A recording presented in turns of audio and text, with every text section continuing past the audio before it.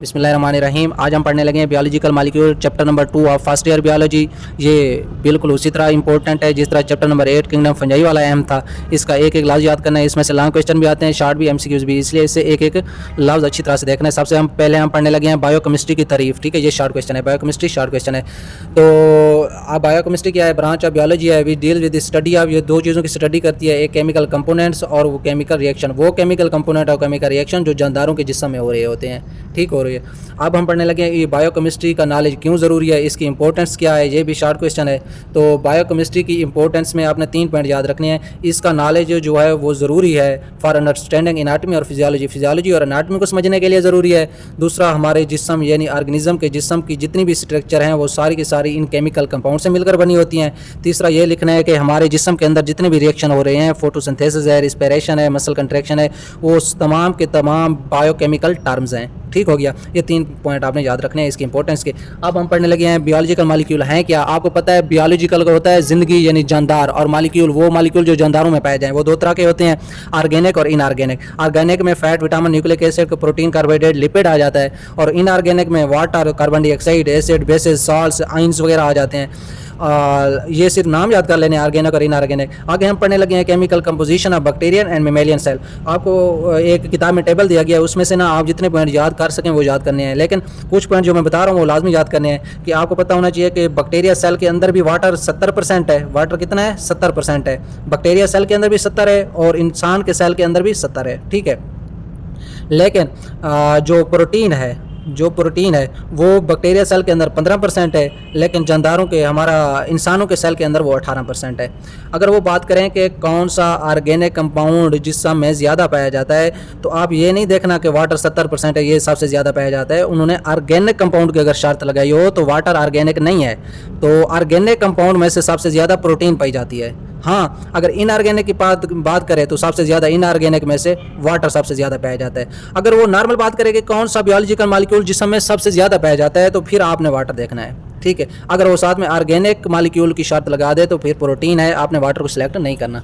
ठीक है, तो अगर ये शॉर्ट क्वेश्चन आ जाए कोई chemical composition of bacteria mammalian cell ये बयान करें, तो आपने 2-3 पॉइंट लिखने हैं कि इसमें वाटर 70% है, इसमें भी 70 है, बैक्टीरिया में प्रोटीन 15 है और इसमें 18 है, कार्बोहाइड्रेट इसमें 3% है, इसमें 4 है, इसमें लिपिड 2% है, इसमें 3 है, इसमें अगर ऑर्गेनिक दीगर ऑर्गेनिक मॉलिक्यूल 2% है, इसमें भी 2, इसमें इनऑर्गेनिक 1 है, इसमें भी इनऑर्गेनिक 1 है। मुख्तलिफ 2-3 पॉइंट आपने अच्छी तरह से याद कर लेने हैं। अब हम पढ़ने लगे हैं मेटाबॉलिज्म क्या है। मेटाबॉलिज्म होता है वो तमाम केमिकल रिएक्शंस जो हमारे जिस्म के अंदर हो रहे होते हैं उन्हें हम मेटाबॉलिज्म का नाम देते हैं। All chemical reaction taking place in our body are called metabolism. वो 2 तरह के होते हैं, या तो केमिकल रिएक्शन में छोटे छोटे मॉलिक्यूल मिलकर एक बड़ा मॉलिक्यूल बना रहे होते हैं, या बड़ा मॉलिक्यूल रिएक्शन के अंदर टूट के छोटे मॉलिक्यूल में डिवाइड हो रहा होता है। अगर बड़ा मॉलिक्यूल टूट के छोटे मॉलिक्यूल बना रहा है तो those reaction in which large molecule broken into smaller pieces, these reactions are called catabolic reactions. ठीक हो गया, या उन्हें कैटाबॉलिज्म कहते हैं। ठीक है, जब बड़ा मॉलिक्यूल छोटे मॉलिक्यूल में टूटेगा तो एनर्जी रिलीज होगी। इसकी मिसाल है डाइजेशन ऑफ फूड। जो हम खुराक खाते हैं वो मैदे के अंदर बड़े बड़े पीसेस छोटे टुकड़ों में टूटते हैं और उन छोटे टुकड़ों में टूटने की वजह से हमें एनर्जी मिलती है। अब हम पढ़ने लगे हैं एनाबॉलिज्म क्या है। Anabolism those reaction in which smaller molecule combine with each other to form a large molecule. छोटे मॉलिक्यूल मिलकर बड़ा मॉलिक्यूल बनाते हैं, इसमें एनर्जी ज़रूरत होती है। ठीक है, एनर्जी इज नीडेड। ठीक है, इसकी मिसाल है ग्रोथ। जब इंसान ऐसा ऐसा बढ़ता है, इंसान की हड्डियां बढ़ती हैं या इंसान का कद बढ़ता है, तो उसमें पहले इंसान की हड्डियां या कद छोटा होता है और वो ऐसा ऐसा जब बड़ा होता है तो साज़ है उसके लिए एनर्जी भी ज़रूरत होती है। ये हो गया कैटाबॉलिज्म और एनाबॉलिज्म में फ़र्क हो गया। ठीक हो गया। अब हम पढ़ने लगे हैं importance of carbon.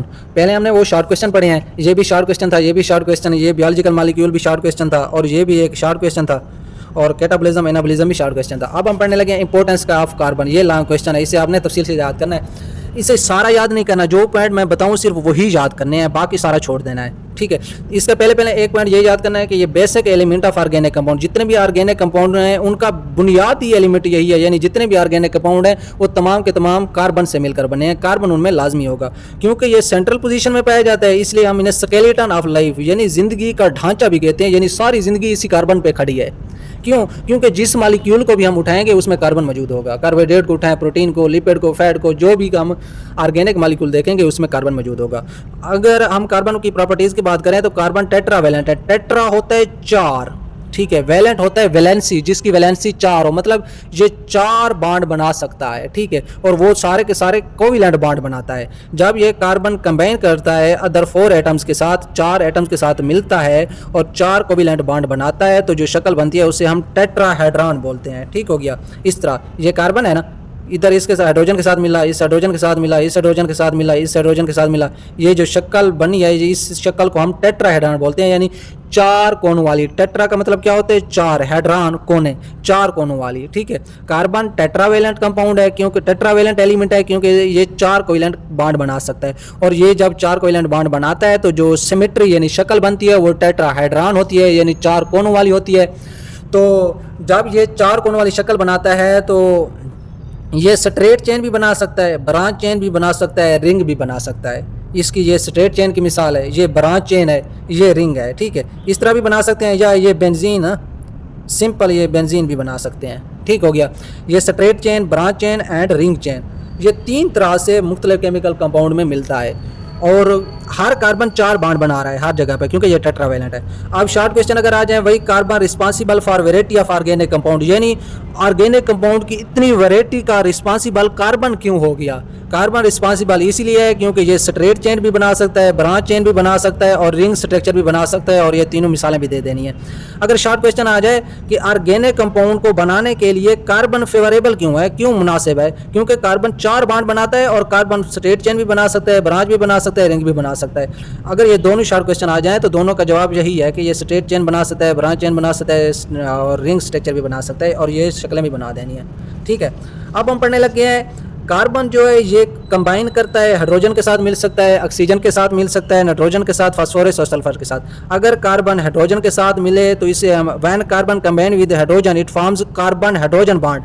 Carbon hydrogen bond is a source of chemical energy. Carbon hydrogen bond energy का सोर्स है, ठीक है। जब टूटता है तो इससे एनर्जी हासिल होती है।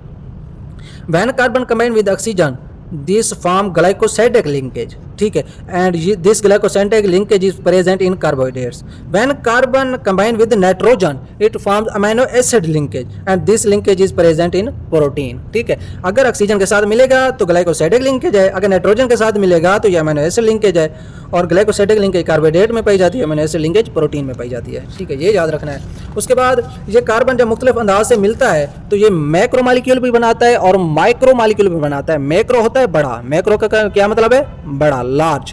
और माइक्रो का क्या मतलब है? माइक्रो होता है छोटा, जैसे माइक्रोस्कोप यानी छोटी जानदारों को दिखाने वाली, ठीक है।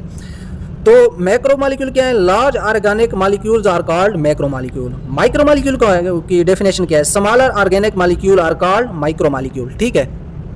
माइक्रो मॉलिक्यूल, छोटे मॉलिक्यूल की मिसालें देखें तो glucose, amino acid, fatty acid, ठीक है। अगर मैक्रो मॉलिक्यूल की मिसालें देखें तो सेलुलोज, फैट, प्रोटीन। ये छोटे मॉलिक्यूल हमेशा मिल के बड़े मॉलिक्यूल बनाते हैं, जैसे ग्लूकोज मिल के सेलुलोज बनाएगा, अमीनो एसिड मिल के प्रोटीन बनाएंगे, फैटी एसिड ज़्यादा होके फैट बनाएंगे। और ये बड़े मॉलिक्यूल जब टूटेंगे तो ये छोटे मॉलिक्यूल में डिवाइड हो जाएंगे, ठीक है। तो अब हम इनके 3 पॉइंट पढ़ेंगे। ये जो मैक्रो मॉलिक्यूल हैं ये वाटर में सॉल्युबल नहीं होते, इनसॉल्युबल इन वाटर होते हैं, और ये सेल की स्ट्रक्चर बनाते हैं। जो हमारे सेल की स्ट्रक्चर है, जो हमारी स्किन है, ये इन मैक्रो मॉलिक्यूल से बनी होती है, और ये इनसॉल्युबल इन वाटर होते हैं। अगर ये वाटर में सॉल्युबल होते हैं, जो हमारी जिल्द है, अगर हम नहाते तो ये जिल्द पानी में हाल हो जाती, ऊपर से उतर जाती, लेकिन अल्लाह ने एक ऐसी इसमें खसूसियत रखी है कि ये पानी में हाल नहीं होती, ठीक है। इसका मतलब है जो लार्ज ऑर्गेनिक मॉलिक्यूल हैं वो हमारे स्ट्रक्चर बनाते हैं, हमारे बनावट बनाते हैं, हमारे जिस्म को बनाते हैं, और वो वाटर में इनसॉल्युबल होते हैं। और इन में बहुत से छोटे मॉलिक्यूल होते हैं। मसलन प्रोटीन है ना, प्रोटीन में काफ़ी सारे अमीनो एसिड होंगे, लाखों की तादाद में अमीनो एसिड मिलेंगे और एक प्रोटीन बनाएंगे। तो ये जो एक प्रोटीन है या फैट है या सेलुलोज है, जो जितने भी मैक्रो मॉलिक्यूल हैं, ये स्टोरेज ऑफ स्मॉलर मॉलिक्यूल, यानी स्मॉलर मॉलिक्यूल को अपने अंदर स्टोर किए होते हैं। ये 3 पॉइंट इसके हो गए। माइक्रो मॉलिक्यूल क्या है? माइक्रो मॉलिक्यूल जो है ये हमारे जिस्म की स्ट्रक्चर नहीं बनाते, बल्कि माइक्रो मॉलिक्यूल सिर्फ और सिर्फ एनर्जी का सोर्स हैं, ठीक है। ये जब टूटते हैं तो इनसे एटीपी रिलीज होती है, जो एनर्जी का जरिया है, ठीक है। और ये छोटे मॉलिक्यूल आपस में मिलते हैं और मैक्रो मॉलिक्यूल बनाते हैं, ठीक है। ये 3 पॉइंट इसके याद रखने हैं।